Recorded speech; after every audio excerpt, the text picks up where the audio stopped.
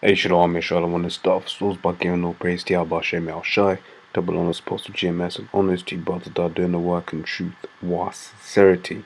So I'll do a real quick one, just a response to the video that Apostle Tar did on Edomite bootleg, and you had this guy, what you go from Apologia Radio, whatever his name is.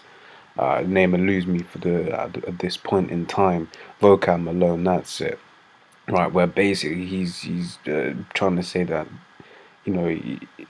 having the Edomite bow down to you and lick your feet is somehow a bad thing. I just thought another scripture. Let me just load it up while I'm here. Right, you already know what we going to do. 220 from like 25. Right, so I'll start here. Right, this was first coming into the truth. One of my more favored ones, my favorite scriptures. You know, if you've been in this thing, you know you had your favorite scriptures change all the time.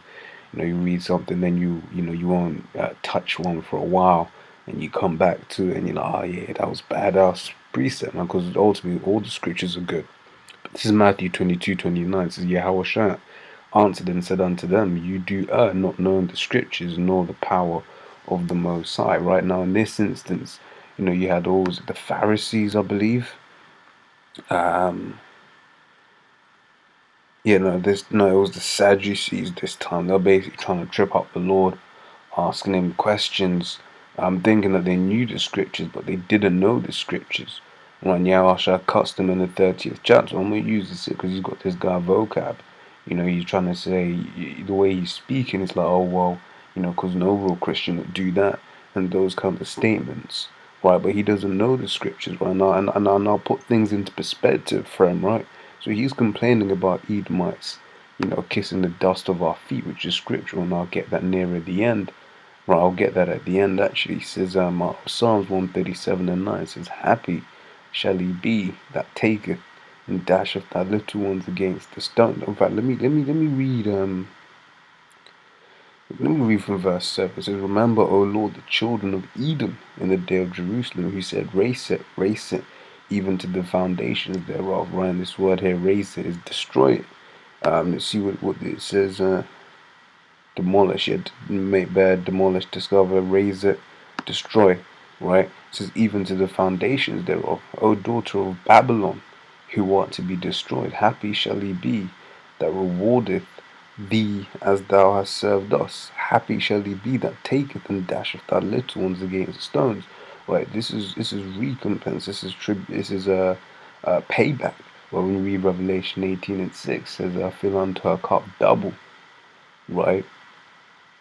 And then you also read Jeremiah, was it the 50th chapter? It says, they whose judgment was not to drink of the cup of drunken, and then basically thou shalt surely drink. I'm basically saying all the shit that Esau did to us during slavery, that's gonna return onto his head. This is one of those things there. Right, you should just say, happy shall he be that dashed thy little ones against the stones. I mean, how? You know, that ain't nice. And then yet vocab has an issue with Edomites bowing to those who are worthy.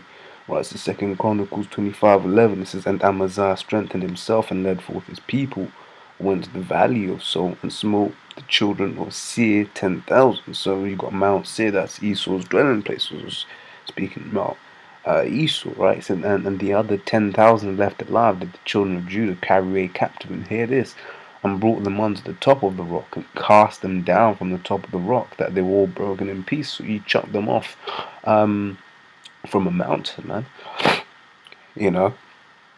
Right, and here's the irony of Jake, because he did all that. King Amaziah did all this, and then he went and then took the gods of Edom, and then started going off. Well, you know, but that's going into another topic, right? But here's the point here: how basically, you know, he was chucking Edomites off rocks onto rocks, man.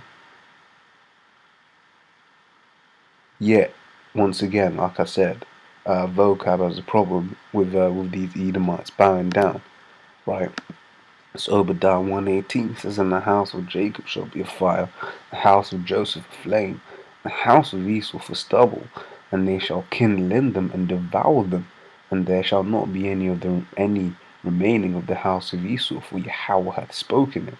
So in this instance, it's basically saying that, alright, so let's go over again. House of Joseph represent the northern kingdom, right? Your Latin tribes, Gad, Reuben, right? And what you call it, in the house of Jacob represents the southern kingdom, right? Judah, Benjamin, and Levi, right? It says in the house of Esau, the so-called white man, those ruling the earth now. Let's say so-called because one, he's not really white. Two, you can't just go off skin color because it's a spirit, because you've got Jakes that look like so-called white people, right? And it says, and they shall kindle in them and devour them, right? So this is talking about, the Israelites devouring the Edomites, right? And then it goes on to say, and there shall not be any remaining of the house of Esau. So basically saying genocide, extermination of the Edomites, right? For Yahweh hath spoken. That's the real name of the Lord. So the Lord has commanded us to do this. And this is to happen. The Lord said it will happen, so it's going to happen soon, to Isaiah 55 and 11. And that's to come, right? But once again, vocab is an issue with Edomites bowing down, licking the dust off our feet. Right, it says Isaiah 13 and 16. It says their children also shall be dashed to pieces before their eyes. Right, echoing what we read in Psalms 137 and 9. Right, it says then their houses shall be spoiled and their wives ravished. You can look up what that word ravish means for yourself. Right, and get Revelations 2.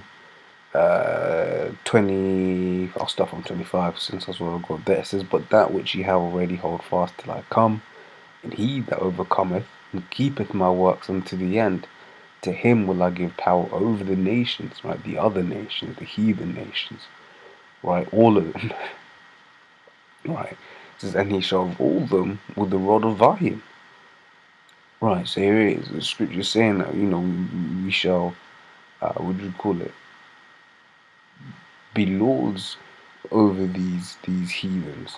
We shall, like I said, rule them with a rod of iron. It says, as the vessels of potter shall they be broken to shivers, even as I received of my Father. Right, so basically saying we're gonna be, we're gonna rule over these people, man, and they're gonna do as we say.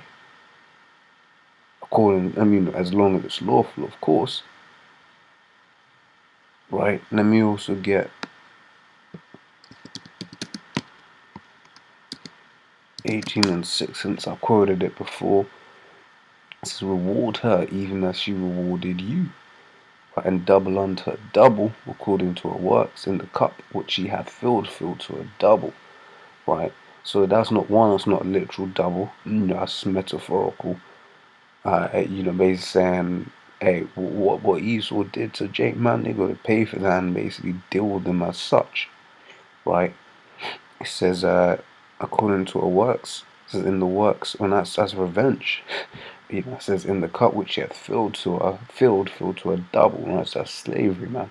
So all the wicked shit that Esau did, he's gonna get back. Right, obviously there's some things that he did which was against the law, which we won't do that to him. Like buck breaking and shit. Of course we ain't gonna be doing that shit to him. But we're gonna have to invent more inventive ways to fuck with this guy, man. Right. And so I'll finish with this. Apostle brought this out as well. It says, and kings shall be thy nursing fathers, and their queens thy nursing mothers. They shall bow down to thee with their face toward the earth, and lick up the dust of thy feet. Well, yeah, that's playing into the point, man. Like it says, and thou shalt know that I am Yahweh, for they shall not be ashamed that wait for me. So like I said, I just wanted to touch on that real quick, just show the lack of understanding that this guy vocab Malone has, right? Because if we read some of these scriptures here, which are significantly worse than licking the dust off the bottom of my feet, right? But yet, vocab says, oh, you can't lick the dust. That's unchristian. That's unchristian. Right. So with that, I'm gonna say shalom.